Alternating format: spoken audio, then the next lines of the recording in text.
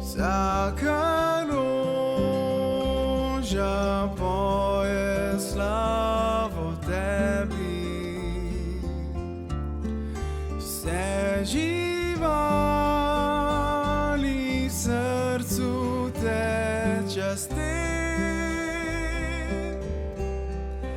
tudi jaz to pisem pojem tebi. Dragi Jezus, hvala ti za vse. Ko sončni žarki zapustijo zemljo, vsak utrine zvezde te časti.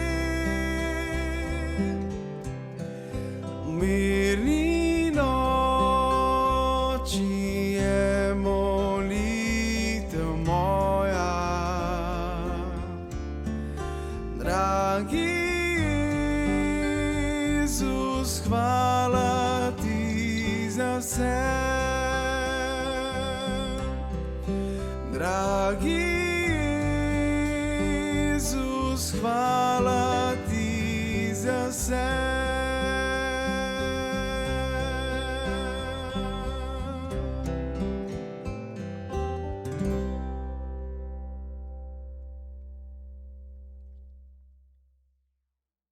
Ljudi že od nekdaj navdušujejo zgodbe o junakih, o izjemnih posameznikih, ki najdejo izhod iz še tako težavnih okoliščin in so sposobni narediti izredne stvari. Verjetno smo vsi že kdaj prebrali kakšno biografijo, roman ali si ogledali film o človeku z neverjetnimi sposobnostmi in bili navdušeni nad njegovo iznajdljivostjo, pogumom, močjo ali katero drugo lastnostjo. Lani sem imela priložnost prebrati biografijo z naslovom Jezusovo življenje, ki se me je globoko dotaknila in me navdušila. Jezusova reševalna akcija človeštva ima mnogo nenavadnih prvin, ki jih druge zgodbe o junakih ne vsebujejo. Jezus se je namreč odločil stvari izpeljati popolnoma drugače, kakor bi pričakovali od Boga. Vabim vas, da si skupaj ogledamo nekaj nenavadnih okoliščin Jezusovega življenja na zemlji. Prvič, Jezus se je rodil v hlevu. Kako nenavadno mesto za rojstvo kralja. Hlev je verjetno zadnji kraj na svetu, ki bi ga skrben mož izbral za porod svoje žene. Če nimamo izkušnje z hlevi in živino, si težko predstavljamo, kaj pomeni roditi tam. Higiena ni ravno na visokem nivoju in tudi vonjave niso najprijetnejše. Predstavljajte si, da morate novorojenega otroka položiti na seno ali slamo, ki je prepojeno z živalsko slino. Ali si Božji sin ni zaslužil boljših okoliščin rojstva? Če bi me Bog vprašal za nasvet, kje menim, da bi bilo dobro, da se rodi njegov sin, bi mu priporočila, da naj kar sam zgradi čudovito porodnišnico in tam zaposli najbolj usposobljene zdravstvene delavce. Seveda se ni posvetoval z menoj in tako je bil njegov sin rojen v hlevu. Kaj pa mesto njegovega rojstva? Katero zemljepisno lokacijo je Bog izbral za ta veliki dogodek? Ali mu ne bi mesto, ki je znano, priljubljeno in pomembno prineslo ugled in razpoznavnost? Toda Jezus se je rodil v majhnem mestecu, imenovanem Betlehem. Kaj pa njegovi starši? Ali so bili vsaj ti pomembni in ugledni ljudje? Danes v krščanskih krogih verjamemo v brezmadežno spočetje, toda med Jezusovim življenjem na zemlji ni bilo tako. Jezus je odraščal obdan z govoricami o tem, da je nezakonski otrok in da je bil spočet na koruzi. Kaj bi vi rekli, če bi mlada, goreča, Bogu predana, neporočena vernica zanosila? Verniki bi bili verjetno presenečeni in nekateri tudi šokirani. Starešina bi po dolgem premisleku končno zbral pogum in jo vprašal, kdo je oče, ona pa bi odgovorila, da Sveti Duh. Verniki bi se takšni izjavi verjetno smejali, saj bi zvenela kot ne preveč pameten izgovor. Mislite, da se Jezusovi vrstniki niso nikoli posmehovali njegovi trditvi, da je njegov oče Sveti Duh? Menite, da mu farizeji tega nikoli niso vrgli pod nos? V Jezusovem času so bili nezakonski otroci izločeni iz Gospodovega zbora do 10. generacije. Ti ljudje niso imeli enakih pravic kot tako imenovani legalni otroci. Čeprav danes vemo, da Jezus ni bil nezakonski otrok, ga je takratni svet videl popolnoma drugače. Če bi se Jezus rodil danes, se ta aspekt ljudem današnje družbe verjetno ne bi zdel sporen, saj se veliko ljudi rodi neporočenim parom. Toda takrat in ne tako dolgo nazaj tudi v naših krajih je bilo povsem drugače. Kaj pa Jezusovo družinsko drevo? Če poznate Sveto pismo, verjetno veste, da Jezusovi predniki niso bili ljudje, s katerimi bi se človek na veliko hvalil naokoli. V njegovem družinskem drevesu najdemo ljudi z zanimivimi življenjskimi zgodbami, na primer Rahabo. Če si bil Jud in si imel v svoji liniji poganko, poleg tega pa še prostitutko, je to pomenilo veliko sramoto. Bog je napovedal, da bo odrešenik sedel na Davidovem prestolu. Toda David je bil pretkan ubijalec, zaradi česar mu je Bog prepovedal zgraditi tempelj. Iz Davidove zveze z Beršebo, kateri je David poprej ubil moža, se je rodil Salomon, ki je imel na 100 žen in priležnic, poleg tega pa je častil tudi druge bogove.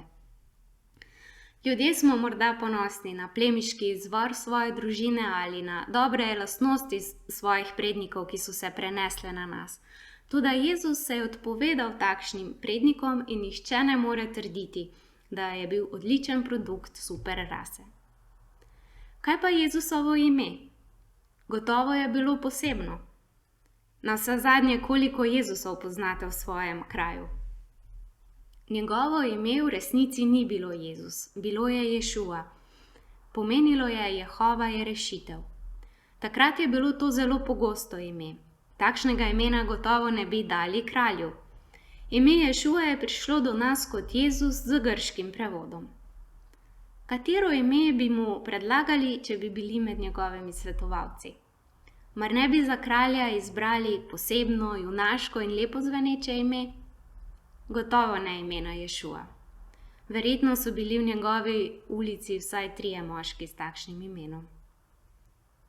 Morda pa je bil poseben način, kako je Božji sin prišel na svet.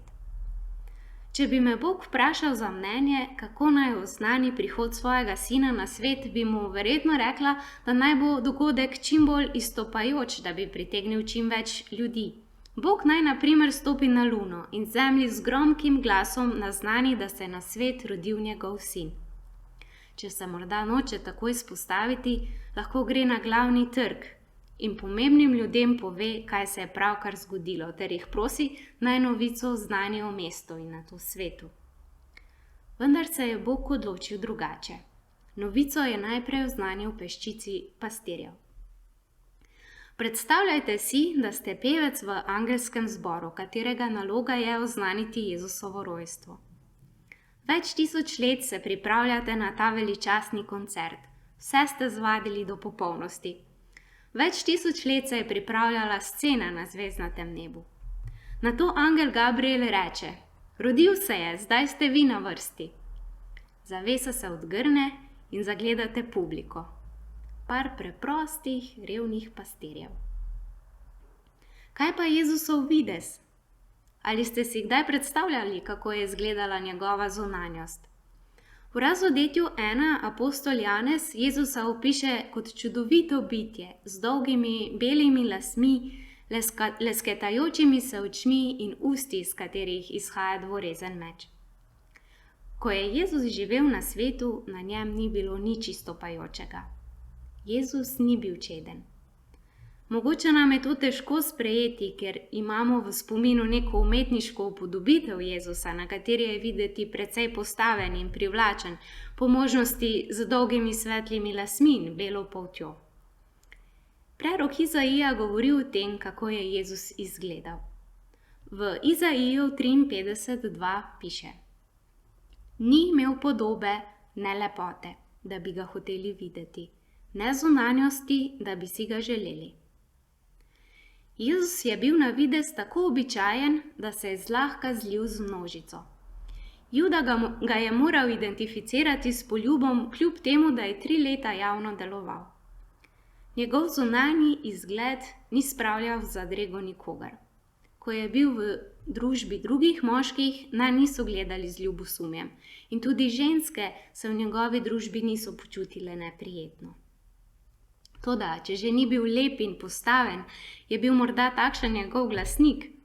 Kakšen je bil človek, ki je naznanil začetek njegove službe na zemlji? Jezus je za svojega ambasadorja izbral robustnega samotarja, ki se je oblačil neprimerno za svoj poklic. Poleg tega pa je imel čudne prehranjevalne navade, ki očitno niso bile skrivnost. Kako netaktično! Če bi bila jaz Jezus, bi verjetno večino svojega časa poskušala razložiti in upravičiti dejanja svojega predhodnika. Toda Jezus je za izpolnitev svojih ciljev uporabljal najbolj nenavadne ljudi. Ljudi je zmeraj videl drugače, kakor smo nanje vajeni gledati mi. To postane očitno, ko si ogledamo, kakšne sodelavce je izbral. Pomembne osebnosti skrbno izberejo ljudi, s katerimi bodo sodelovale in s katerimi se bodo družile. Jezus ni izbral s teorijo podkovanih ljudi ali takšnih s karizmo, ki bi imeli moč očarati množice poslušalcev. Namesto tega je šel na ceste in trge ter zbral najbolj zanimivo druščino ljudi, ki je bila sploh kdaj poslana spremeniti svet. Ljudje, ki jih je zbral okoli sebe, so smrdeli po ribah. V svojih vrstah je imel celo sovraženega pobiralca davkov. Verjetno bi jaz že prvi teden druženja s Petrom obupala nad njim. Njegovo življenje je razodevalo, da ni sposoben krotiti svojega jezika. Njegova impulzivnost je onemogočala napredek skupine vsaj za 50%. Vendar mu je Jezus dovolil ostati in ga večkrat celo postavil v ospredje. Kako je to mogoče? Jezus vidi ljudi zelo drugače, kot jih vidimo mi, in iz njih potrpežljivo izvablja najboljše. V bistvu nam lahko analiza ljudi, ki jih je Jezus zbral okoli sebe, da upanje. Če je lahko uporabil njih, potem lahko tudi nas. Jezus ne uporablja meril, ki so priljubljena pri ljudeh. V prvem pismu Korinčanom 1 od 26 do 27 piše: Ni vas veliko modrih po človeških merilih, ni vas veliko mogočnih, ni vas veliko plemenitih po rodu. Nasprotno, Bog si je izbral tisto, kar je v očeh sveta noro, da bi osramotil modre. Bog si je izbral tisto, kar je v očeh sveta slabotno, da bi osramotil tisto, kar je močno. Za trenutek razmislimo še o Jezusovi smrti. Je bila vsaj ta kaj posebnega? Verjetno se strinjate z menoj, da je Jezus umrl slavne smrti. Zato si težko predstavljamo, da je takšna smrt pomenila sramoto zanj. Križ krasi vrhove mogočnih cerkva. Lepo zbrušen in polakiran križ krasi naše bogoslužne prostore ali pa je del dragocenega nakita. O njem prepevamo v pesmih, kako bi torej lahko bil norost, kakor piše v prvem pismu Korinčanom 1:18. Križ v sodobni družbi izgublja svoj pomen, verjetno tudi zato, ker ljudje več ne umirajo na njem. Če bi Jezus prišel na svet v tem času, bi ga obravnavali veliko bolj humano, ali ne? Verjetno bi uporabili električni stol ali plinsko celico, mogoče vislica ali smrtonosno injekcijo. Predstavljajte si posledice takšne usmrtitve. Jezusov evangelij bi gotovo oznanjevali z drugimi besedami in tudi besedila krščanskih pesmi bi bila zelo drugačna. Na koncu povzemimo glavne točke te zgodbe o nenavadnem junaku. Naš Bog ni Bog, ki bi oddaleč opazoval, kaj se dogaja z ljudmi, ki so zabredli v težavo imenovano greh. Ta Bog je zavihal rokave, stopil s prestola in se odločil priti na naš svet. Svojim angelom, ki dan za dnem stojijo pred njegovim prestolom, poslušajo njegov glas, ga slavijo in čakajo na njegove ukaze, je dejal: šel bom na ta svet in se tam rodil kot otrok. Ali smo kdaj razmišljali o tem? Stvarnik vesolja, ki je zmožen trenutku ustvariti najzapletenejše oblike življenja, je postal del svojega stvarstva. Rodil se je kot nebogljen dojenček, popolnoma odvisen od skrbi svojih staršev. Rodil se je dvema mladima človekoma, ki sta bila zaradi tega obtožena nezakonitega odnosa. Ker Jožef ni zapustil noseče Marije, je to drugim dalo povod za obtoževanje, kazanje s prstom in neodobravanje. Jezus je bil torej rojen dvema neuglednima staršema, brez vsaj povprečno dobrega družbenega položaja. Izučil se je za tesarja in v svoje delo vložil ogromno truda in napora. Bog vesolja je sprejel delo navadnega delavca s podpovprečno plačo. Spoprijateljil se je z ribiči, pobiralci davkov in ljudmi, ki niso imeli nujno najvišjega ugleda v družbi. Nato se jim je razdajal, dan za dnem živel z njimi, čeprav je vedel, da ga bodo vsi po vrsti zatajili. Eden izmed njih ga bo izdal celo s poljubom. Jezus je vedel, kakšen konec ga čaka. Križ je bil v vsej človeški zgodovini najbolj boleč in krut pripomoček za umiranje. Koža križanega človeka je v trakcih visela z njega zaradi bičanja pred samim križanjem.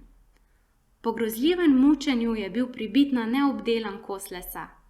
Križan človek je lahko dihal samo tako, da se je vso močjo uprl na z žeblji pribite noge, se dvignil, zajel zrak in se nato spet spustil. Stvarnik vesolja je to naredil za nas. To je sporočilo krščanstva, toda zakaj ravno takšno?